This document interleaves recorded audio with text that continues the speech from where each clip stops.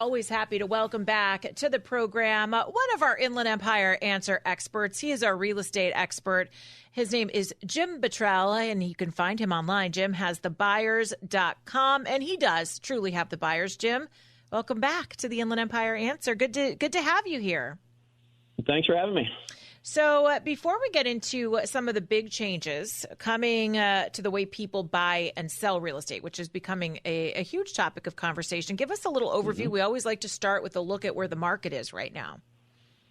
Okay, well, the inventory of homes for sale is at a record low because most owners are unwilling to give up their interest rates that starts with a 2. Go figure. The shortage of supply will drive housing prices higher. And as I've said before, the quote, I used to love my home, but now I love my interest rate. Well, that's going to be one of the more common phrases said by homeowners for probably the next decade. Along those lines, the shortage of homes for sale will provide support for housing prices for as much as the next decade, and unless, of course, there's some unforeseeable event that happens. Short of that, we can expect housing prices to continue to go up. So what about interest rates? Because everybody's a little scared. Do you think they're going to be coming down? Everybody out there has been predicting that interest rates will be coming down since, honestly, October of 22. They've been wrong. Everybody has predicted this except for me. I can attest to that. And here's why. Interest rates have not come down, and I don't think they're going to come down, at least in no big margin. There's no reason for them to come down. Every time the Fed hints at reducing interest rates, inflation ticks back up, and they have to reverse their stance. And the inflation that's happened actually makes sense. And I encourage everybody to do this after this, listening to this, but go to Google and type in chart of M1 money supply. Chart of M1 money supply. Do that after the interview. M1 money supply, in an simplified yet accurate way of describing what the M1 money supply is, the total number of dollars that are in the U.S. economy. Mm-hmm. So when you Google this chart, you'll notice that since 2020, not very long ago, the U.S. has roughly quadrupled the amount of money that is in the money supply. So, of course, there's inflation. There's 4 times as many dollars out there chasing the same number of products to buy.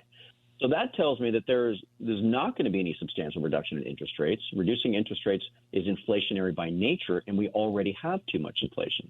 So the Fed really can't reduce interest rates. So what will cause people to finally start selling their homes? As you lead on to, most people will not give up their low interest rate to get a new home that comes with a much higher interest rate. What do we think? Well, honestly, it's just one word, and that word is unfortunately, it's pain. It's pain with their current situation. So, for example, family has expanded and there are painfully too many bunk beds in one room. Right. Or the kids have all moved out and the home is painfully too empty. Or the stairs are too painful to go up and down anymore. But even then, you got to remember, we're only 2 years into this higher interest rate market, and people are not anywhere near the level of pain that they'll have to experience in order to walk away from that super low interest rate. That's going to take time. However, there are people out there, the few people that are selling their homes right now, and in almost every case, they're experiencing some sort of extreme hardship, and they have no choice but to sell. This is, death, inherited property, divorce, and extreme financial hardship. Mm-hmm. These people have to sell in any market, and these are mostly the only people selling their homes right now. However, there is one population that's still selling, and they don't fall within those hardship groups that I just mentioned, and those are people that are leaving California. And I don't blame them. Why would they do that, Jim? Yeah, go figure, huh? I'm right behind you. Anyway, what these people have realized is that they can give up their 2.5% interest rate and get a new home at 6.5 interest rate, and they're still winning. Right. Because they are leaving California state income tax for some deep, dark red state where there's little to no state income tax. So in that case, it makes financial sense to get a higher interest rate on your home but stop paying the income tax. And it also makes, we joked about a minute ago, it makes sense a whole bunch of other reasons to leave California as well. Now, you have different types of programs. This is what we love about talking with you. And by the way, we are talking to Jim Bottrell, the Jim Bottrell Real Estate Team. You can find him at jimhasthebuyers.com. But you've got different types of programs for different types of people, right? You talk about those for a second, and then we can go back to some of the bigger picture items. So let's go back and talk about that first group we're talking about, the death, divorce, extreme financial hardship. These people tend not to want people in their homes. Right? They tend not to want to go retail with buyers and buyers agents walking through their homes. So what I do nowadays is once I have the appointment to meet with the sellers, I reach out to all my cash buyers and I get offers for the home. So what that means to the seller is that I show up to their front door the very first meeting with a minimum of 4 offers and as many as 8 cash offers for their home in hand. That gives that seller a lot of options, to which none of them involve going on the open market and having people go through their homes. So what about the other people? Those are the people who really want to get the highest price possible. All right. Well, for those sellers, let's call them the typical seller that is upsizing, downsizing, or getting the heck out of California. We have a guaranteed price program. In that program, I guarantee an agreed upon selling price of the home. And if I don't achieve that selling price, I will make up the difference myself. Obviously, there's a couple of very reasonable conditions, but this program has proven to be extremely popular for sellers. Sure, can understand that. Now, just switching it up a bit, can you give us the background on that lawsuit that we talked about? I think it was last month when you were here with us. The National Association of Realtors settled, and how will it change the way people buy and sell homes? There were a lot of questions when we spoke last. Yeah, it's everywhere. I'm standing in line at a hardware store and they were talking about it. So it's everywhere. All right. So first of all, this was an unlosable lawsuit by the National Association of Realtors, but they managed to lose. That part all by itself is incredible. So for what I'm about to say, the changes to make sense, I need to explain the way things have been done with realtors commissions over the last 40 years. All right. So about 40 years ago, a solution for commissions was put in place because many buyers that were buying homes had no representation, no buyer's agent advising them of their rights and best practices of a buyer. So buyers were simply contacting the listing agent, and they bought direct without any sort of representation. The problem was that the listing agent had and still has no legal obligation to notify nor protect any of the rights of that buyer. So without representation or best practices, a lot of really bad things happened to buyers when they bought a home that turned out to be, well, basically not what they thought it was. So about 40 years ago, the system was changed, and it worked like this. A listing agent would meet with a seller, take the listing to sell the home for a total commission. And that commission was paid for by the seller.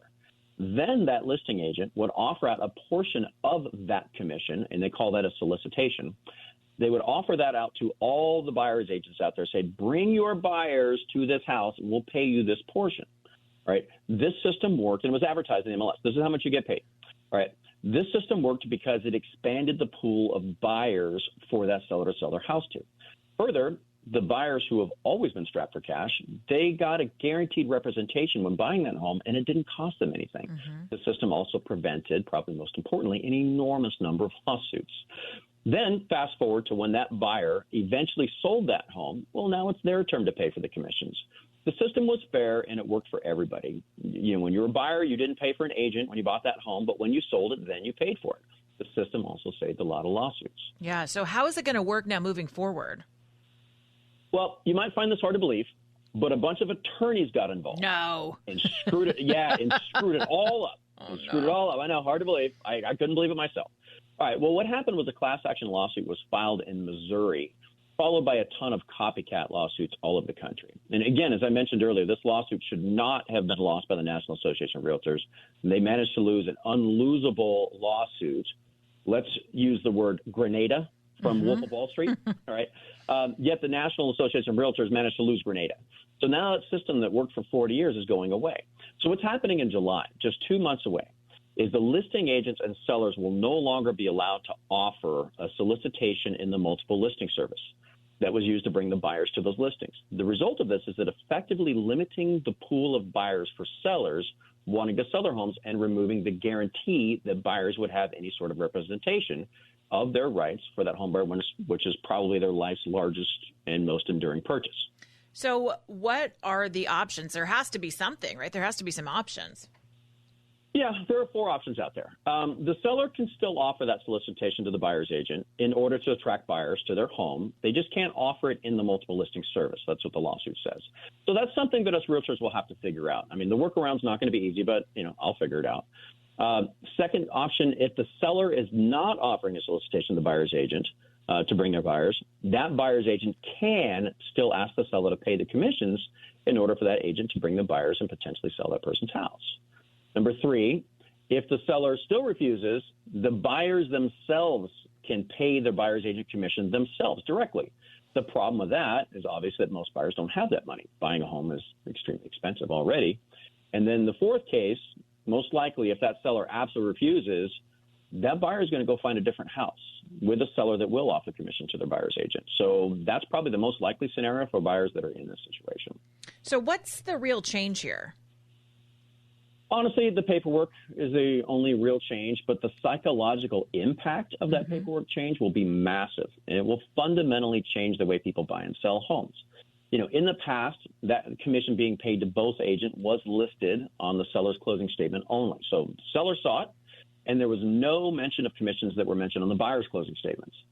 So people have always thought the seller paid all the commissions. Well, yes, the seller was, quote, paid by the seller, but in reality, that seller only had the money to pay those commissions when the buyer's money showed up. So who really paid the commissions?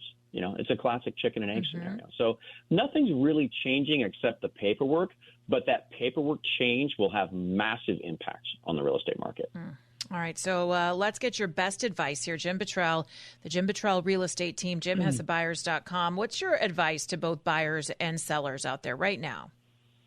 Well, for buyers, if you want a home, I'm going to say go buy one prior to July. So you got 60 days to get in escrow. Because prior to July, you can still buy a home, have your representation paid by the seller. In July, that guarantee goes away. So I'd go do it right now. Okay. For sellers, I'd still recommend offering a solicitation for probably 3 reasons, I guess. But you don't have to. All right. I already have sellers right now that are refusing. They've seen the news and they're like, I am not paying, and I'm still able to sell their houses. But I think they're leaving some profit on the table by doing it that way. So there's 3 reasons I think they're leaving money on the table. By offering the solicitation, you open up the pool of buyers to buy your home, which will dramatically increase the number of buyers that will come in. And more buyers means more money. Number 2, the value of that seller's home right now is based on other sellers who paid both commissions. Okay. Right, so they want to have the higher price but not pay the commissions. Okay, that doesn't really work. And then 3, lawsuits are going to fly once this rule takes effect, because you're going to see a ton of sellers out there refusing to pay a buyer's agent, and the buyers will end up buying that house without any representation, without any knowledge of their rights, and lawsuits are going to fly. So in summary, this new law taking effect in 60 days, this is going to be a mess. But if you can, there's going to be a lot of lawsuits. Yeah, and if you act now, I think that's some really good advice. If you've been thinking about it, right, now is the time to act before those big changes come into gear. I know a lot of people like to wait for the summer, but maybe if you're thinking this is probably the time. That sounds about right.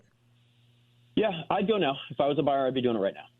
All right, Jim Bottrell, we always love having you here. If you want to get his advice, get his help, the Jim Bottrell Real Estate Team is ready for you. Jim has thebuyers.com. Jim has thebuyers.com. Check him out. And Jim Bottrell, thanks so much for being with us.